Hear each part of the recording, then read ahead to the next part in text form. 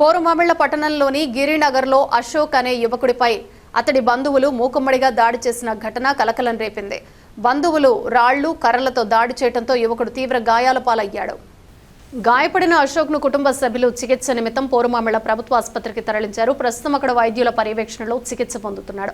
పోరుమామిళ్ల గిరినగర్ కాలనీలో మహమ్మద్ అనే యువకుడు వివాహేతర సంబంధం కలిగి ఉండటంతో అశోక్ అనే యువకుడు తన తల్లితో చెప్పడంతో అది విన్న మహమ్మద్ అశోక్ బంధువులను ప్రేరేపించి వాళ్ల చేతనే దాడి చేయించాడని సమాచారం. పోరుమామిళ్ల ఎస్ఐ హనుమంతు కేసు నమోదు చేసి విచారణ చేస్తున్నట్లు తెలిపారు.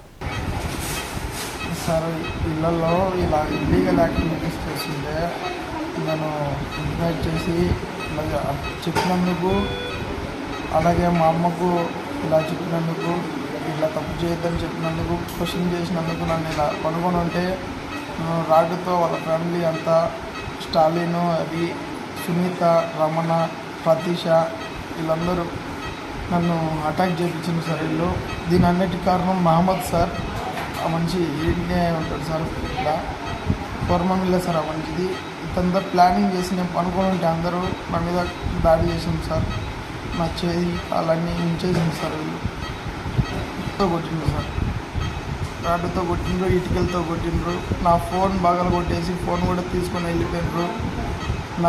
నా పాకెట్లో 30,000 పైసలు కూడా తీసుకొని వెళ్ళిపోయింది సార్ వాళ్ళు. సార్